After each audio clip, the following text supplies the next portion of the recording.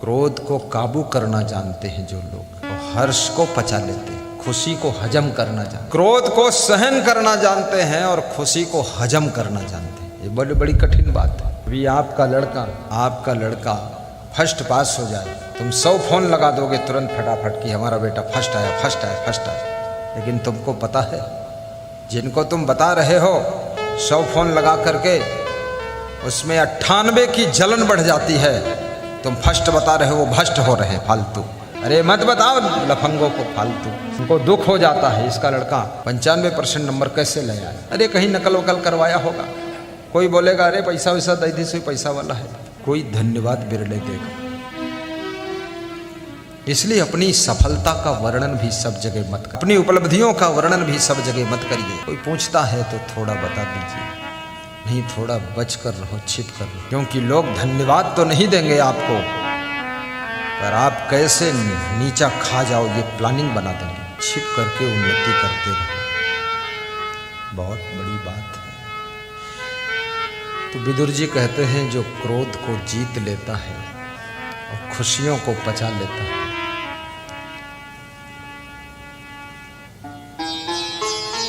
यश्च आपत्सु न मुह्यति, जो आपत्ति काल में, विपत्ति में, संकट में, दुख में, कष्टों में कभी विचलित नहीं होता। ऐसे ऐसे दुख आ जाते हैं आपका मन विचलित हो जाएगा। ऐसे ऐसे संकट और समस्याएं आपको घेर लेती हैं, आपका मन टूट जाता है कि अब संसार में जी नहीं सकते।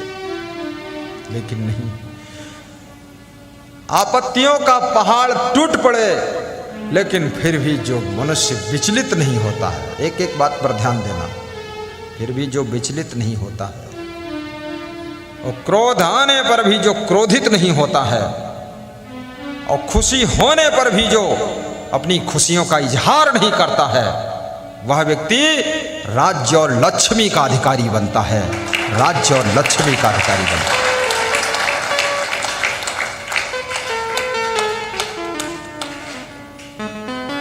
राज्य और लक्ष्मी का अधिकारी बन। इसलिए याद रखें, आप राजनीति में देख लीजिए, जिन जिन नेताओं की पराजय होती है उसके पीछे बहुत कुछ क्रोध काम कर रहा है। गुस्सा गुस्सा गुस्सा, गुस्सा में आकर के कुछ भाषण गलत फलत दे दिया, उस भाषण के प्रभाव से उनका खुद का प्रभाव बिगड़ गया। क्रोध में आकर के अपनी पार्टी के ऊपर गलत रिएक्शन कर दिया, इन्फेक्शन फैल गया, डगमगा गया। जिन जिन की हार हुई है क्रोध के कारण, बहुत बड़ी सीटों से जीत गए, अहंकार आ गया और बड़ी खुशी हो गई कि जीत सब मेरी वजह से हुई। लेकिन नहीं, कोई भी जीत, कोई भी सफलता एक व्यक्ति की वजह से नहीं होती है, उसमें बहुत लोगों की वजह शामिल होती है। लेकिन उनको धन्यवाद देना हम भूल जाते हैं, अहंकार में फूल जाते हैं और सोचते हैं सब हमने ही किया है। किसी गांव में एक बैलगाड़ी जा रही थी, उसके नीचे एक कुतिया जा रही थी, तो कुतिया बहुत कांख रही थी। तो गांव भर की कुतिया इकट्ठा हुई। अरे बोले तू क्यों कांख रही? अरे बोले तेरे को क्या पता, ये बैलगाड़ी को तो मैं ही खींच रही हूं, बीच में धुरा के पास हूं। आगे बढ़ी बैलगाड़ी, गड्ढे में पहिया गिरा, धुरा टूट गया, कुतिया की पीठ के ऊपर धुरा गिरा, रीढ़ टूट गई। तब कुतिया चिल्ला रही थी पे पे पे। तो गांव की कुतिया सब इकट्ठी हुई, बोले तू बैलगाड़ी खींच रही थी, तेरे ऊपर केवल धुरा का वजन गिरा, उतने में रीढ़ टूट गई, ये क्या हुआ? अरे बोले अब पता चला बैलगाड़ी बैल खींच रहे थे, हम खाम खा कांक रही थी। रीढ़ टूट गई। कौन अहंकार करता है कि मैंने ही सब कुछ किया है? राम भगवान के साथ में भी जो सफलता है वो लक्ष्मण भी सफलता में एक कारण है, दूसरा कारण विभीषण भी है, तीसरा कारण सुग्रीव है, नल नील गौगवाक्ष भी है, अंगद भी है, और सबसे बड़ा कारण हनुमंत लला है जो उनकी सफलता को देते हैं। हनुमान जी जय।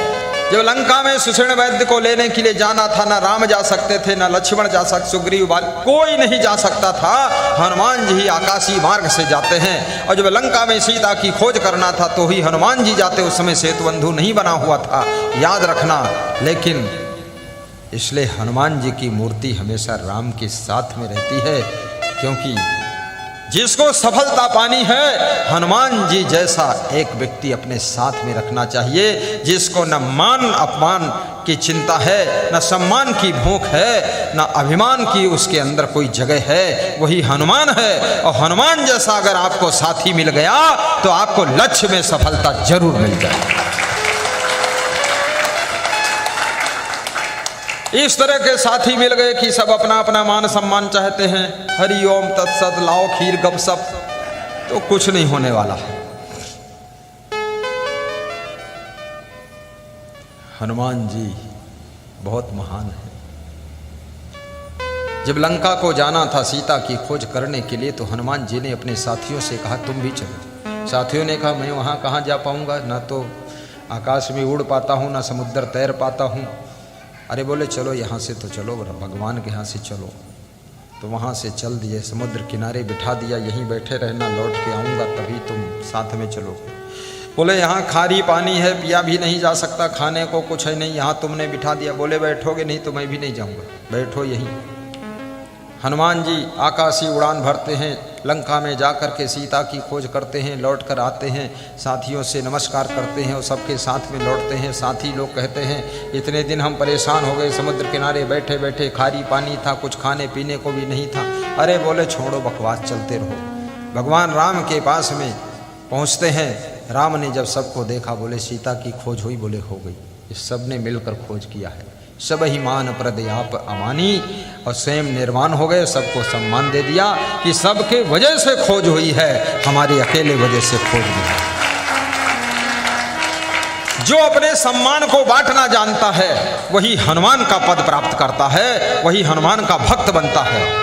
मैंने बाबा जी में भी हनुमान की सेवा करते करते ये गुण देखा। यहाँ सबको सम्मान दे रहे हैं, हमको सम्मान दे रहे हैं, तुमको सम्मान दे रहे हैं, और स्वयं हनुमान जी की तरह पीछे बैठे सुन रहे। और बड़ी मुश्किल से इधर लाया गया। उनको कुछ इससे मतलब ही नहीं, बस कथा सुनाओ, प्रवचन सुनाओ, आनंद आ रहा। हनुमान का गुण सबके अंदर होना चाहिए। मान सम्मान की ख्वाहिश मत करो। तुम्हारा गुण, तुम्हारा सत्कर्म तुम्हारे हर कदम पर तुम्हारा आदर करेगा। तुम इसकी चिंता क्यों करते हो, क्यों घबराते हो?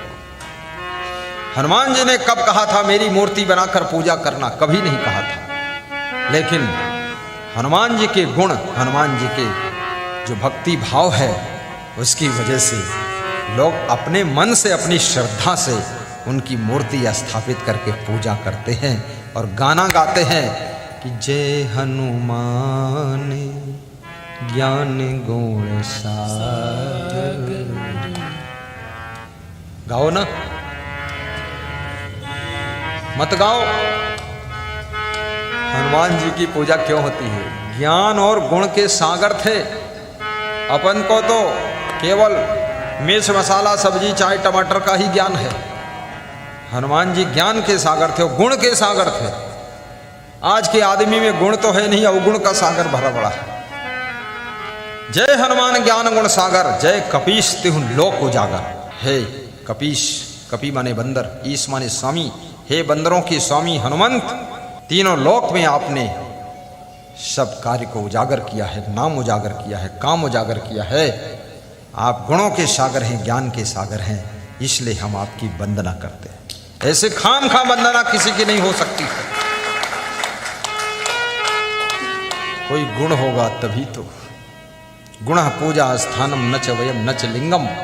सोहन सिंह यादव साहब बंदगी। गुणों की हर स्थान पर पूजा होती है, न जाति की पूजा होती है, न उम्र की पूजा होती है। इसलिए याद रखना, अपने आप को गुणवान बनाओ। स्वयं को धनवान बनाना चाहते हो, उसके लिए आपको रात दिन पसीना बहाना पड़ेगा, बहुत सेटिंग बिठाना पड़ेगा, प्लानिंग से काम करना पड़ेगा, तब धनवान बनोगे। लेकिन खुद को यदि गुणवान बनाना चाहते हो, इसके लिए कोई कड़ी मेहनत करने की जरूरत नहीं है। गुणवान तो बहुत आसानी से मनुष्य बन जाता है। और जब मनुष्य गुणवान बनता है तो याद रखना, जिसमें गुण है उसके लिए पूरा संसार उसी का हो जाता है।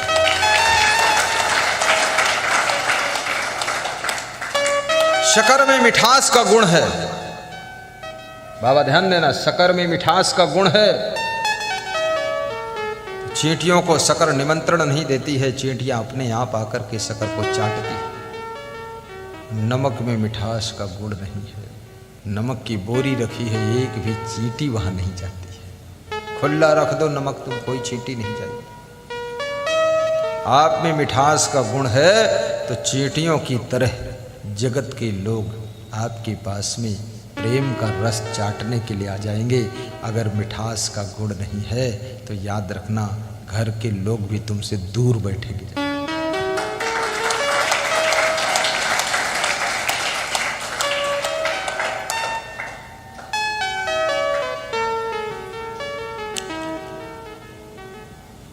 हर आदमी में क्वालिटी होना चाहिए। जो तुम काम करते हो सभी लोग काम करते हैं, बहुत लोग काम करते हैं। एक महिला रोटी बनाती ऐसा नहीं, संसार की करोड़ों महिलाएं रोटी बना रही हैं। लेकिन रोटी रोटी में क्वालिटी है, बैठने में भी क्वालिटी है, सुनने में भी क्वालिटी है, देखने में भी क्वालिटी है, गाड़ी चलाने में भी क्वालिटी है। मैंने सुना है मुकेश अंबानी के ड्राइवर का वेतन 2.25 लाख रुपए महीना है। अपने यहाँ तो मालिक का भी वेतन 2.25 लाख नहीं। वो जो कलेक्टर है ना, डीएम जो जिला डील करता है, उसका भी 1.5 लाख होगा बस। उनका ड्राइवर जो है 2.25 लाख। गुण है, क्वालिटी है। पत्नियां तो बहुत होती हैं, लेकिन पत्नी में धर्म पत्नी की क्वालिटी होना चाहिए। पति तो बहुत है, पर पति देव की क्वालिटी होना चाहिए। गुरु तो बहुत है, लेकिन श्रेष्ठ गुरु की क्वालिटी होना चाहिए। गुरु कम नहीं। काशी से कुछ लोग गुरु मंत्र लेने आए मेरे आश्रम, पूज्य श्री क्षमादेव के दर्शन करने के लिए। अरे मैंने कहा काशी विश्वनाथ की नगरी है, वहाँ से तुम इधर क्यों आ रहे हो?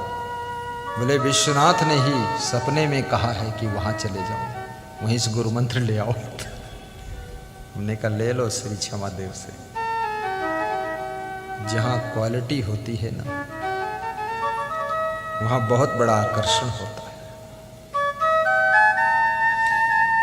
कोई काम करो उसमें क्वालिटी पैदा करो, आप सारा कंपटीशन खत्म हो जाएगा।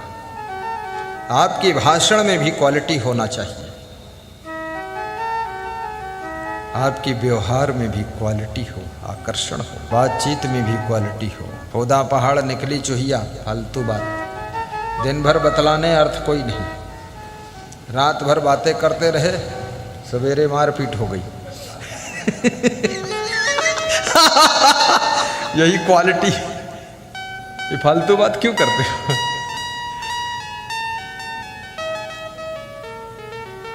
जिसके पुत्र बने हो, पुत्र में भी क्वालिटी के पुत्र बनो। ऐसे पुत्र तो बहुत है, पशु पक्षियों के भी पुत्र पुत्री है। तुम मनुष्य के पुत्र हो, तुम मनुष्य की बेटी हो। ये सब बेटियों की बराबरी मत करो, ये सब कटे पिटे कपड़े मत पहनो। हवा चलती है, लहर चलती है, आंधी तूफान चलता है। एक लड़की अगर पीछे आधी फिराक काट ले या कहीं बांसे में फंस गए, फट गए हो, तो तुम दूसरे दिन देख लो तो 500 लड़कियां फारे घूमी हैं पीछे पीछे। इतनी बैधी है। ये कौन फैशन है? कहा दी रोशनदान खुला पीछे से। अरे ये दुनिया फैशन करे तो करने दो, अपना एक दृढ़ रहना चाहिए। मैं तो इस बात पर अडिग रहता हूँ, दुनिया का कोई भी साधु चाहे जैसे जिंदगी जिए, चाहे जो भी राख लपेटे, चाहे गोबर लपेटे, और चाहे नंगा घूमे, चाहे नागा बाबा बने, चाहे खोपड़ी में बाल रखाए, चाहे जटा में लटा बांध दे, और चाहे कपड़ा फटा हो, चाहे मुंह पटा हो, मेरे को जैसे रहना है उसी में दृढ़ रहना है। किसी की बराबरी नहीं करना है। नकल करने वाले बंदर होते हैं, और जो नकल नहीं करते असल में जिंदगी जीते हैं, वह सभी से ज्यादा सुंदर होते हैं, सुंदर होते हैं। जय। सभी बेटियों को मैं आह्वान करता हूं, ये हीरो हीरोइन को देख करके फैशन की नकल में मत जाइए। आज सीता जी की पूजा होती है, कब उन्होंने इस तरह से कटे पटे कपड़े पहने थे? पूछिए। शंकर जी की पूजा होती है, कभी उन्होंने जीन्स की पैंट पहना था जगह जगह फाड़ फूड़ के? अरे शंकर भगवान तो बाघंबर लपेटते थे, वो भी घुटनों से ऊपर, कि कहीं भाग पड़ जाए तो छलांग मार भाग जाओ, और कोई को रपटाओ पड़े तो रपटा मारो एक त्रिशूल पीछे से। हमारे सब भगवान देखिए, भगवान राम ने 14 साल तक पीले कपड़े पहने थे, वनवासी का भेष धारण करके गए थे, मुनिव्रत भेष आहार। आज उनकी पूजा होती है।